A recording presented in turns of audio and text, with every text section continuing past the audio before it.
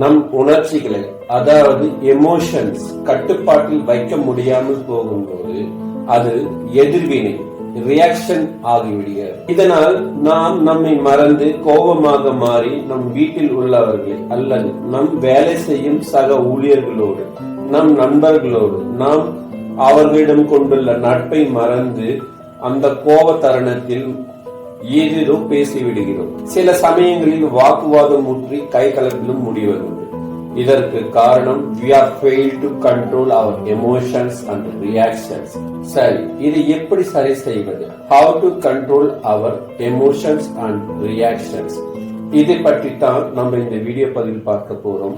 வணக்கம் நேயர்களே, நான் உங்கள் வாழ்க்கை கூட்டாளி சுரேஷ் ராதாகிருஷ்ணன்.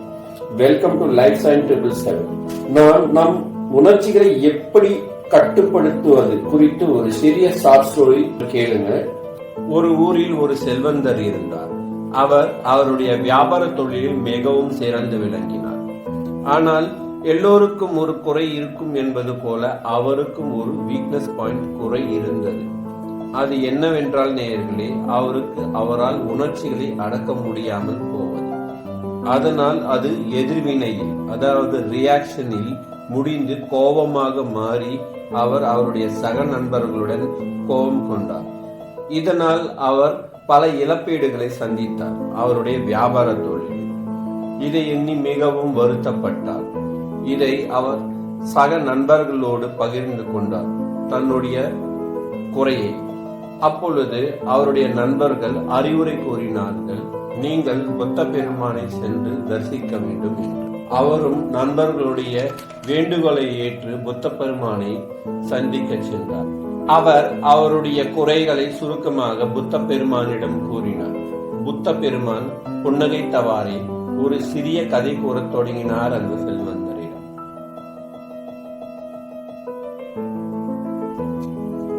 ஒரு அரசன் அவனுடைய நாட்டை மிகவும் சிறப்பாக ஆட்சி செய்து வந்தான். இதனால் அந்த நாட்டு மக்களும் அந்த அரசனை மிகவும் போற்றினார்கள். அப்பொழுது அந்த அரசன் தன் அண்டை நாட்டு அரசன் தன்னை விட மிகவும் சிறப்பாக ஆட்சி செய்து அறிவில், ராஜதந்திரத்தில் மற்றும் எல்லா கலைகளும் சிறந்து விளங்கியவனாக இருந்து தன்னுடைய நாட்டை மிகவும் சிறப்பாக ஆட்சி செய்து கொண்டு வருவதாக தகவல் அறிந்தான். இதனால் அந்த அரசன் மிகவும் ஆவலுற்றான் அந்த அண்டை நாட்டு மன்னனை சந்திக்க. அண்டை நாட்டு அரசனுக்கு தகவல் தெரிவிக்கப்பட்டது. அந்த அண்டை நாட்டு அரசனும் மன்னனின் வேண்டுகோளை ஏற்று சிறப்பான ஏற்பாடுகள் செய்து ராஜமரியாதையோடு வரவேற்பளித்து விருந்து கொடுத்தான். விருந்தில் இரு மன்னர்களும் பலரசத்தை அருந்தினார்கள். அப்பொழுது மன்னனின் பலரசத்தில் ஒரு சிறிய ஈ விழுந்து விட்டது.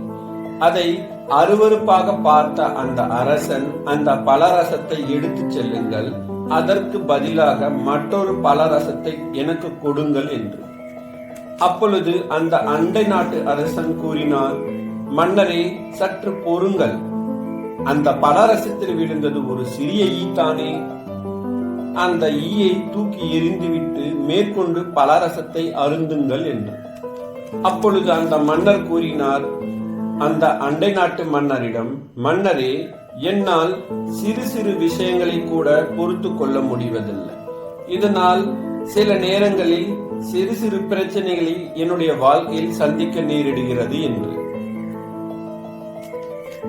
அப்பொழுது அந்த அண்டை நாட்டு மன்னர் கூறினார், மன்னரே, தாங்கள் எனக்கு அனுமதி கொடுத்தால் நான் உங்களுக்கு ஒரு சில அறிவுரைகளை கூற விரும்புகிறேன் என்று. அந்த மன்னரும் அண்டை நாட்டு மன்னரின் வேண்டுகோளை ஏற்றார்.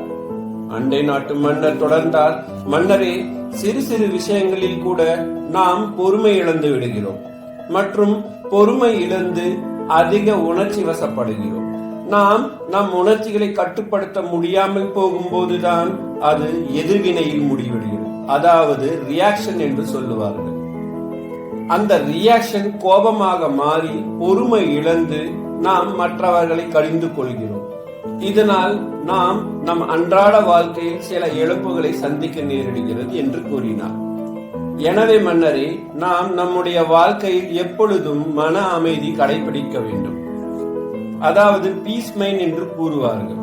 ஒரு மனிதனுக்கு எப்பொழுது மன அமைதியை கடைபிடிக்கிறானோ, பொறுமையை தன் வாழ்க்கையில் ஆணிவேராக கருதுகிறானோ, அவன் எப்பொழுதும் தன் உணர்ச்சிகளை அவனுடைய கட்டுப்பாட்டுக்குள் வைத்திருப்பான், உணர்ச்சி வசப்பட மாட்டான் என்று.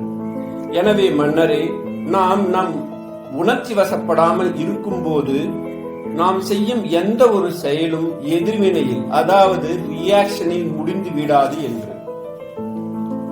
எனவே நீங்கள் தியான பயிற்சி மேற்கொள்ளுங்கள் மற்றும் நம் உணர்ச்சிகளை நாம் எப்படி கட்டுக்குள் வைத்திருப்பது என்று அதற்கான பயிற்சிகளை செய்ய தொடங்குங்கள் என்று அந்த அண்டை நாட்டு மன்னர் கூறினார். அதை ஏற்ற அந்த மன்னர் அண்டை நாட்டு மன்னரின் அறிவுரைப்படி தியான பயிற்சிகளை மேற்கொண்டு முதலில் மன அமைதி பெற்றார், பொறுமையை கடைபிடித்தார். அப்பொழுது அவர் உணர்ந்தார், மன அமைதி கொண்டால், பொறுமையை கடைபிடித்தால் எந்த ஒரு செயலையும் நாம் சாதிக்கலாம் என்று. எனவே நேயர்களே, நான் கூறிய ஷார்ட் ஸ்டோரியில் நான் உங்களுக்கு கூற விரும்புவது ஒன்றே ஒன்று மட்டும்தான். வாழ்க்கையில் எவன் ஒருவன் மன அமைதியை கடைபிடிக்கிறானோ அவன் அப்பொழுது எந்த ஒரு தருணத்திலும் உணர்ச்சி வசப்படாமல் இருக்க வாய்ப்புகள் மிகவும் குறையும். நாம் நம் உணர்ச்சிகளை கட்டுப்பாட்டுக்குள் வைத்திருக்கும் போது எந்த ஒரு செயலையும் வெற்றியுடன் செய்ய முடியும். இதுவே தான் என் கருத்து. இந்த வீடியோ உங்களுக்கு பிடித்திருந்தால் உங்கள் நண்பர்களுக்கு ஷேர் செய்யுங்கள், எனக்கு ஆதரவு கொடுங்கள். நீங்கள் கொடுக்கும் ஆதரவு என் ஊக்கத்தின் மைல்ஸ்டோன் என்பதை மறந்துவிட வேண்டாம். வணக்கம் நேயர்களே, நான் உங்கள் வாழ்க்கை கூட்டாளி சுரேஷ் ராதாகிருஷ்ணன். நாம் வாழ்க்கையில் சிறிய சிறிய துன்பங்கள் வரும்போது கூட நம் நம்பிக்கையை இழந்து விடுகிறோம். நம்முடைய நம்பிக்கை, செல்ஃப் கான்பிடன்ஸ் குறைந்து விடுகிறோம். நாம் நம்மில் பலர் கடவுளிடம் கோபமாக முறையிடுவதை நாம் பார்க்கிறோம் நேயர்களே.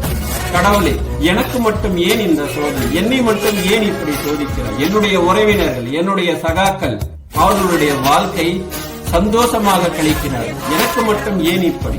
ஆனால் நேயர்களே, அவர்கள் வாழ்க்கையில் என்ன தவறு செய்கிறார் என்பதை அறியாமல் எந்த ஒரு வேலையை தொடங்கும் முன்பு இந்த வேலை வெற்றி பெறுமா இல்லை என்று கருதலும் யோசிக்காமல் தொடங்குவதால் அவர்கள் அந்த வேலையில் தோல்வியை அடைகிறார்.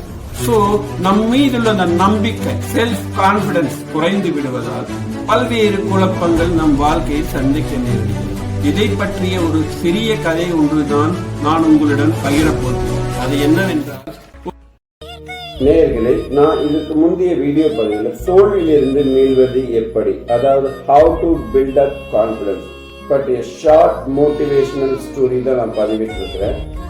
இது முழுக்க இன்றைய யங்ஸ்டர் சில பேர் தோல்வியை தழுவிடுறாங்க. அதே ஒரு பெரிய விஷயமா நினைச்சிட்டு வீட்டில் சோர்வா இருந்துடுறாங்க. மற்ற விஷயம் எந்த ஒரு வேலைக்கோ இல்லை படிக்கிறதுக்கோ ட்ரை பண்றதில்லை. அவங்கள குறி வச்சு தான் நான் இந்த வீடியோவை பதிவிட்டு இருக்கிறேன். அவங்கள எப்படியாவது அதிலிருந்து, தோல்வியிலிருந்து வெளியில வரவழைச்சி அவங்கள வெற்றி பாதைக்கு எப்படி அழைச்சிட்டு வர்றதுன்ற ஒரே ஒரு என்னுடைய டார்கெட் தான் இந்த வீடியோ நான் பதிவிட்டு இருக்கிறது. ஸோ இந்த வீடியோ தமிழ் இங்கிலீஷ் வெர்ஷனில் பதிவிட்டு இருக்கிறத அதனுடைய வீடியோ லிங்க்ஸை என்னோட டிஸ்கிரிப்ஷன் பாக்ஸில் கொடுத்துருக்கிறேன். தயவு செஞ்சு இந்த வீடியோ உங்களுக்கு பிடிச்சிருந்தா சப்ஸ்கிரைப் பண்ணி ஷேர் பண்ணுங்க, ஆதரவு கொடுங்க.